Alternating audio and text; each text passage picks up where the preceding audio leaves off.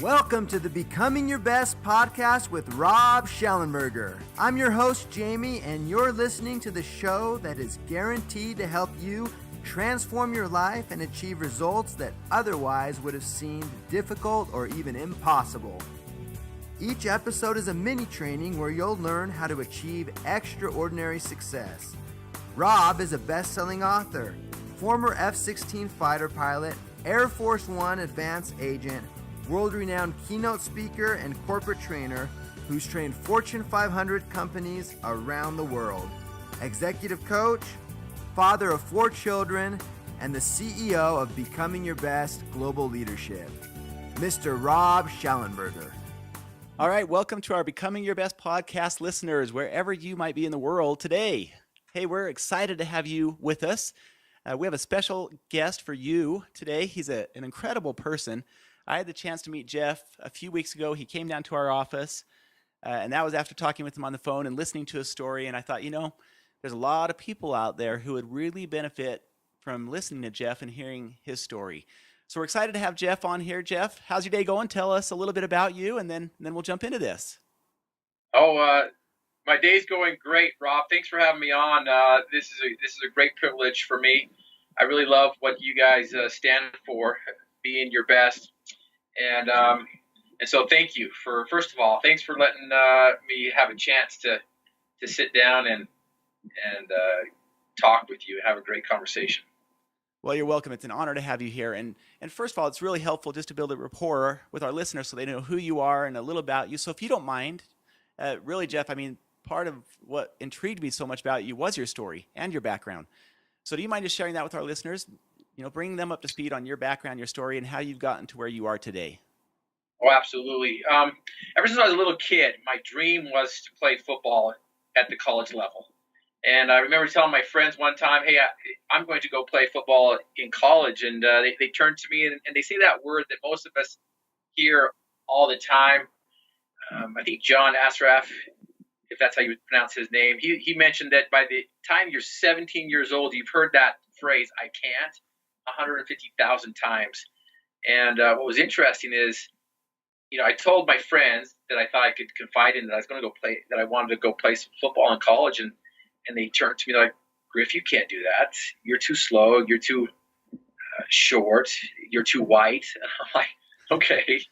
And so when I got a letter from Lavelle Edwards inviting me to come down to BYU, I was excited. I was stoked. And I talked to Lavelle Edwards, Coach Pella, decided that the best option for me would be going up to Rick's College and playing there first. Which is in Idaho, right? What's that? Which is in Idaho for our listeners, right? Yes. In fact, it's BYU Idaho now. It's Rexburg, Idaho.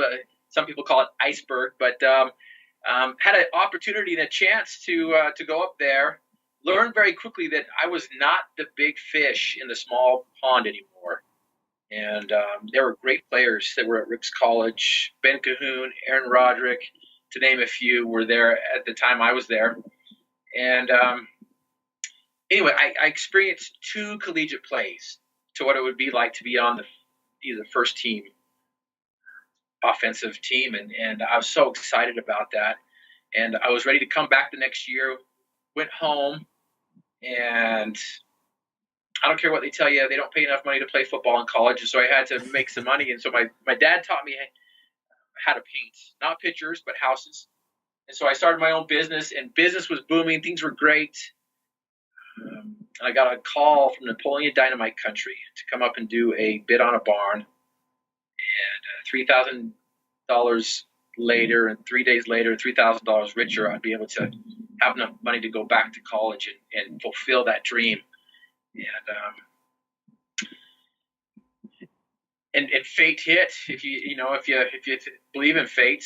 But that morning, when I went up there to begin the construction site, I got there, put up some scaffolding, was up 40 feet up in the air on a 30-foot ladder with some scaffolding there, and lifted my arm above my head to begin, and that infamous feeling that we've all felt, that the ladder slid out from underneath me.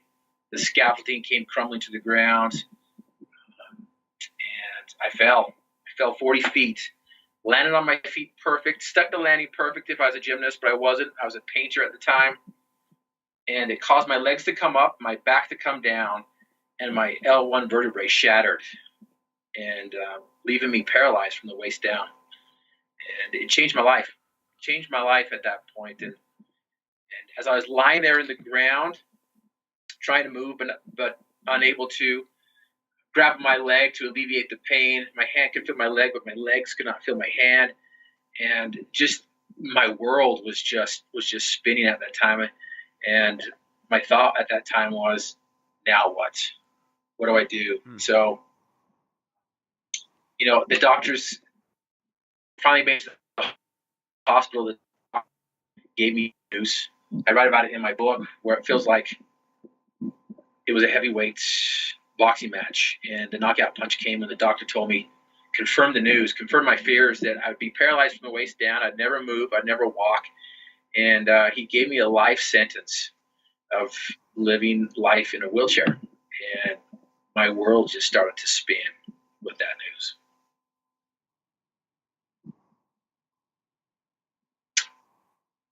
And so I had a choice to make. I could either stay down or get back up and dream new dreams. And that's what I've decided to do, is to dream new dreams. And it's been a wonderful journey so far. Yeah, thanks for that background story. And I wish people could see you and meet you. And so if you can visualize Jeff, handsome, strapping guy, and what, are you in your mid-40s?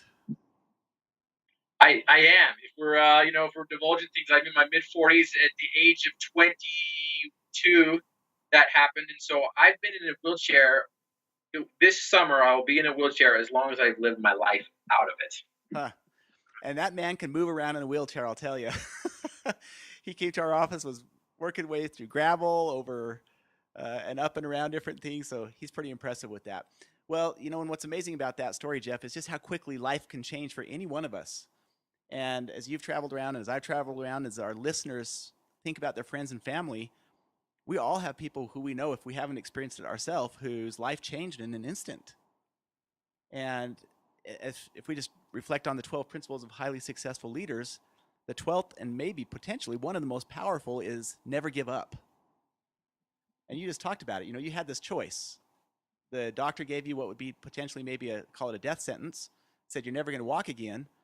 And then we're faced with a choice. What do we do? Do we believe them, and succumb to life, or do we go from there? What you didn't tell them, our listeners, is what happened after that. So maybe can you expound on what happened in part 2 of your life? Oh, yeah, absolutely. Absolutely. In fact, one thing that I would share with your listeners is, when people hear me speak and get to know me, they think that I just have this natural disposition of being this positive person. And what's interesting is there was a moment, a very, very distinct moment in the hospital where I call it entering the sauna of self-pity. And I recall that day as clear as if it happened just yesterday. And I remember getting the news. I remember after surgery going to therapy.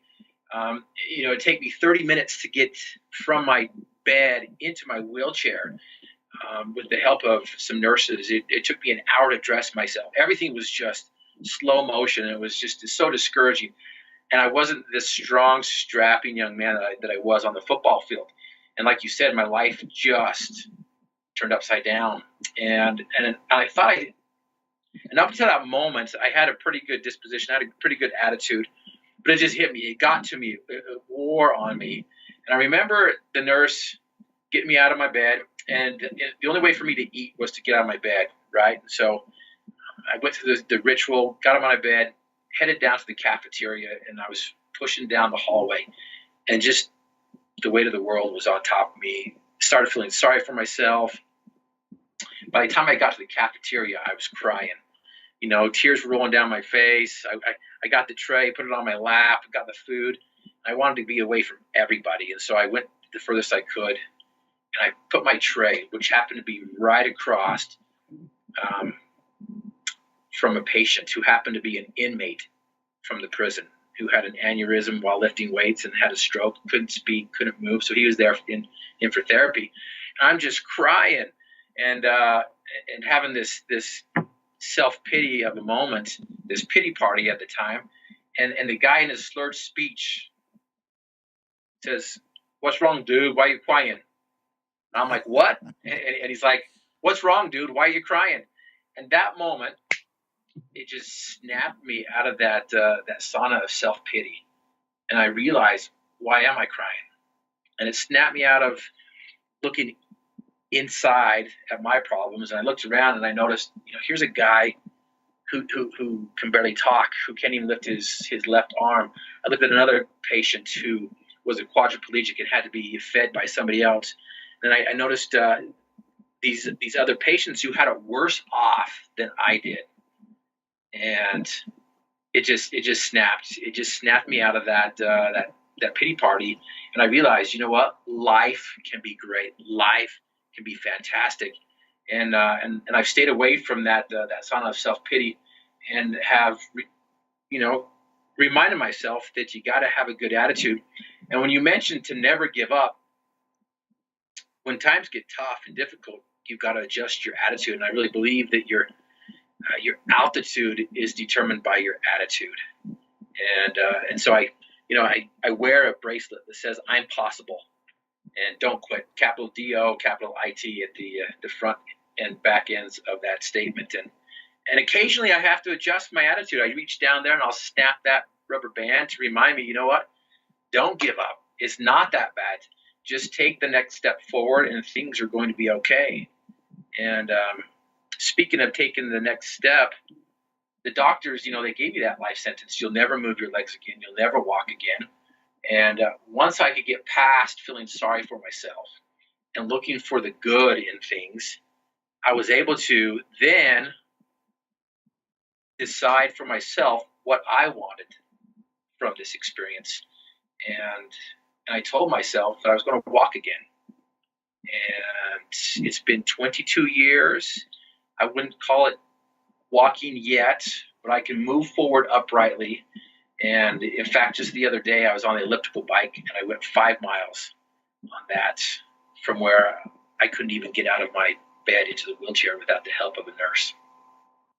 Yeah, that's a fascinating story. And what so impressed me about Jeff is I watched him do this. I watched him get out of his wheelchair, get into his truck, throw the wheelchair into the back of the truck. And what I love this is he had a choice. He had a choice to believe the doctor who said, it can't be done. And yet over the course of, and really this is what is impactful to me, it wasn't weeks and months. It's been years.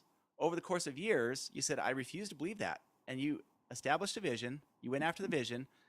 And even though progress may not happen fast, it's happening. And you're influencing all kinds of people as a result of that.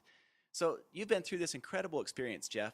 I mean, what you just described there, now have been 20 plus years in the wheelchair, and you've met with groups, you've inspired them. Along the way, how would you succinctly summarize 2 or 3 of your biggest lessons learned in that process?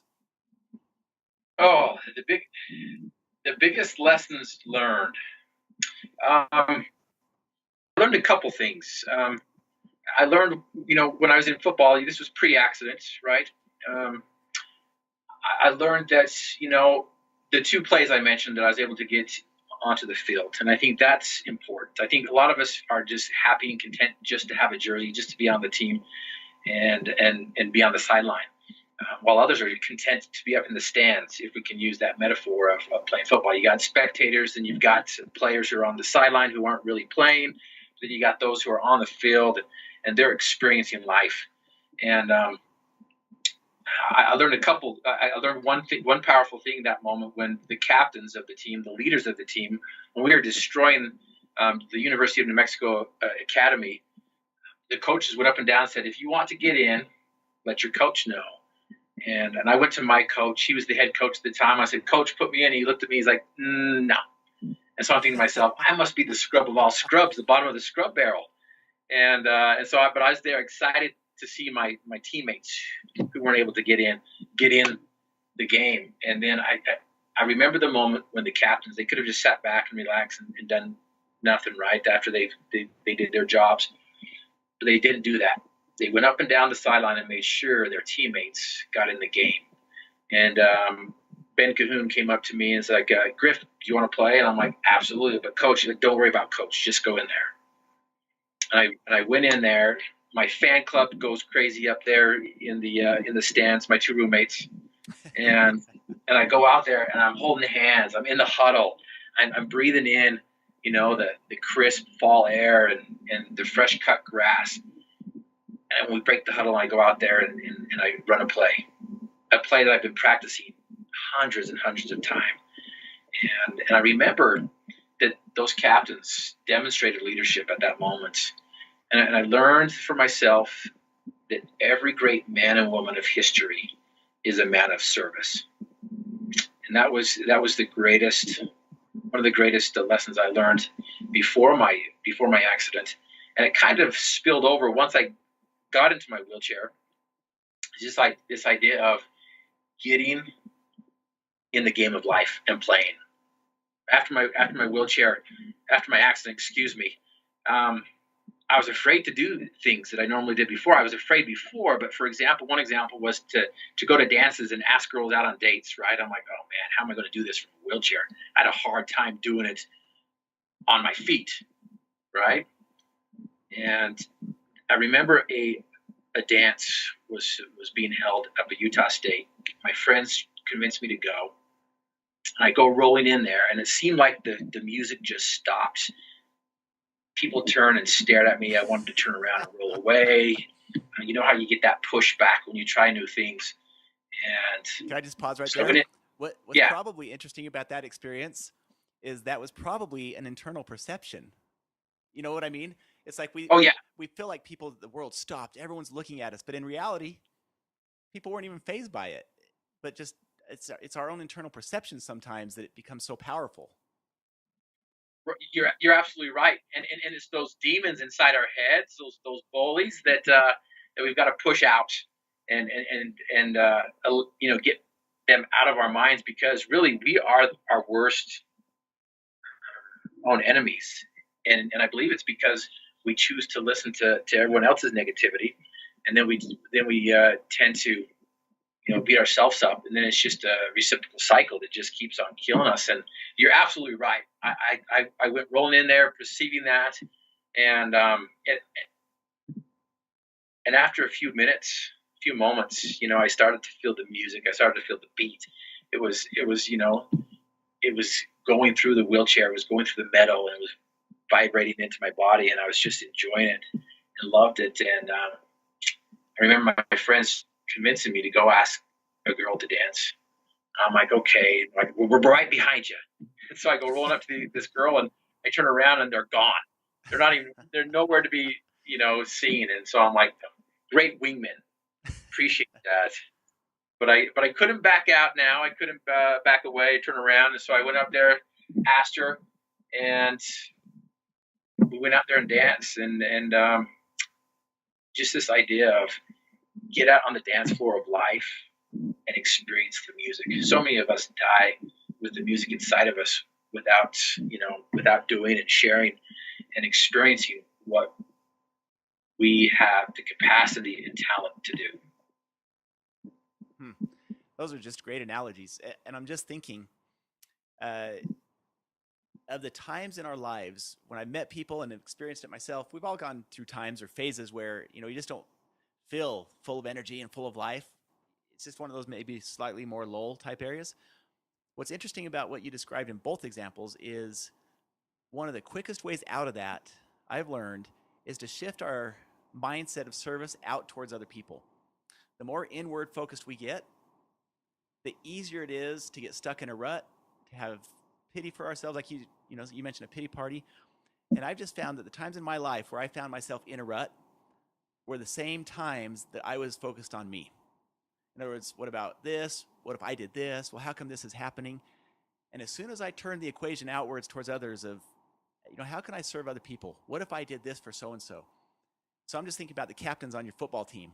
Like you said, they could have sat on the sideline. They didn't have to walk up and down, yet they did. And here it's impacted your life years later. You didn't have to go to the dance. Your friends didn't have to go with you to the dance.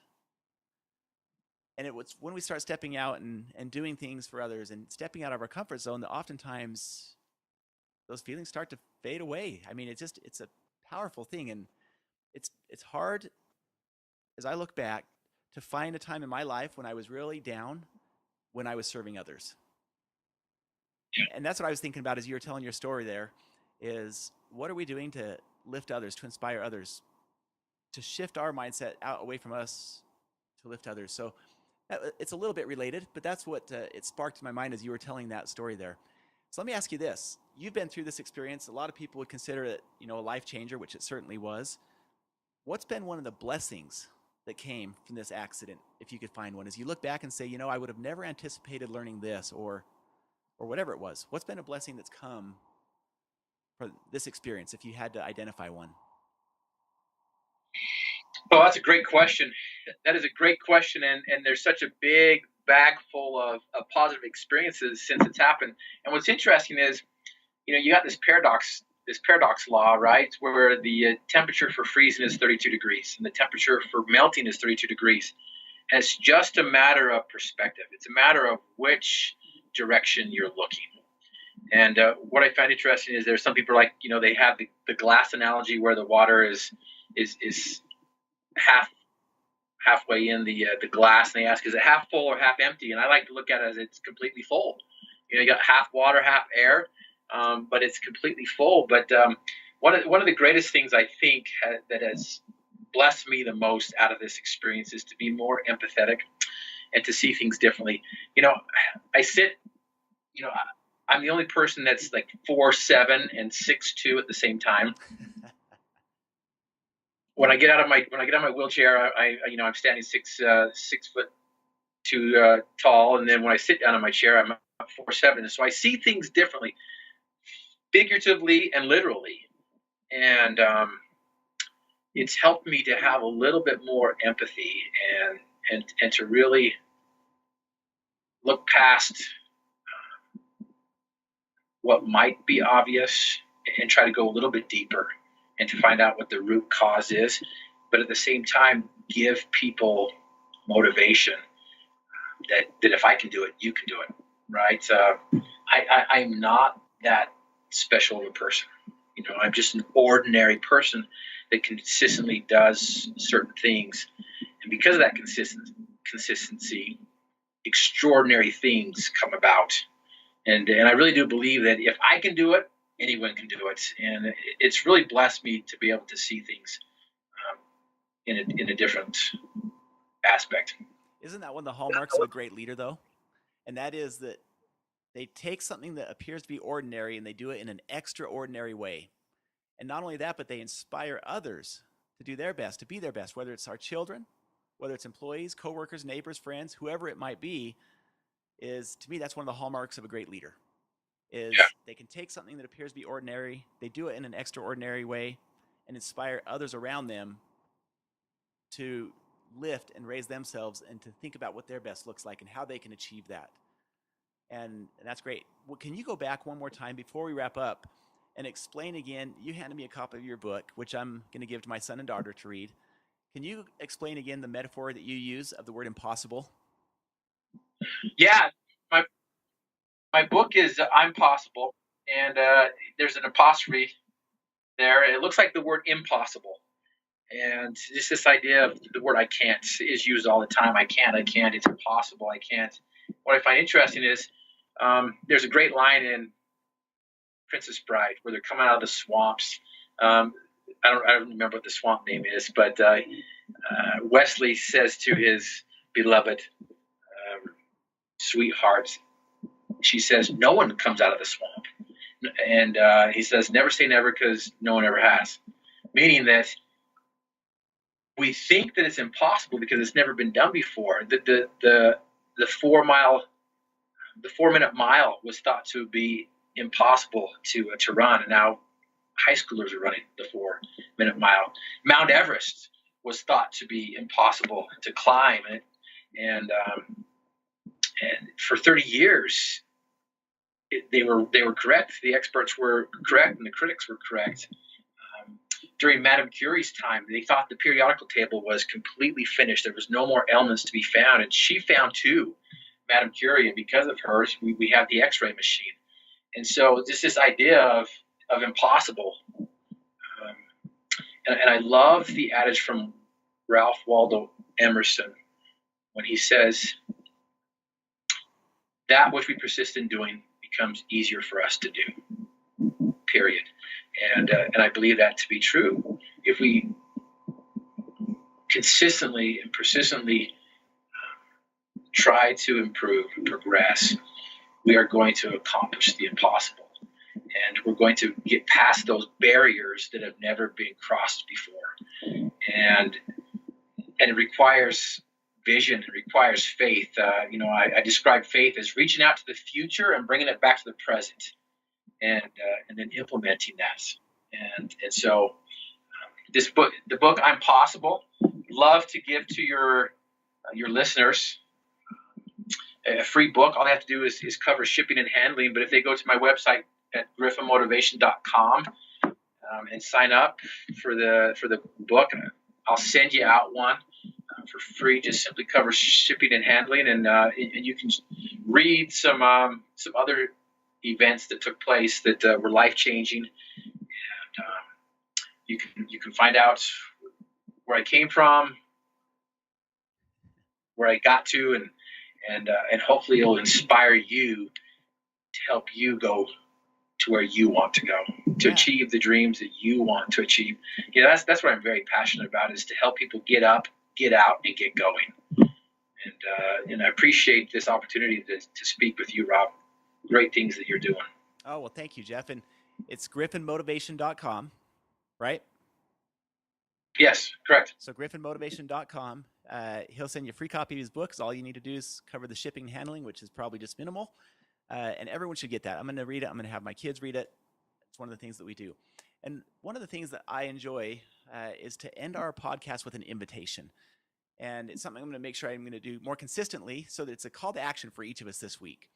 And building on this idea of impossible, for each person listening, it may mean something different. So for some people, maybe it is a huge dream, become one of the first people on a manned mission to Mars. Well, maybe that's a big dream. For others, maybe it's as simple as stepping outside your comfort zone and taking a friend to lunch, because it's something that's so hard for you to do, to go out and be in public like that. Everyone has their own barriers, their own things that they consider to be a challenge or to be impossible for them. For others, it's to enter the sales world. There's just so many things out there.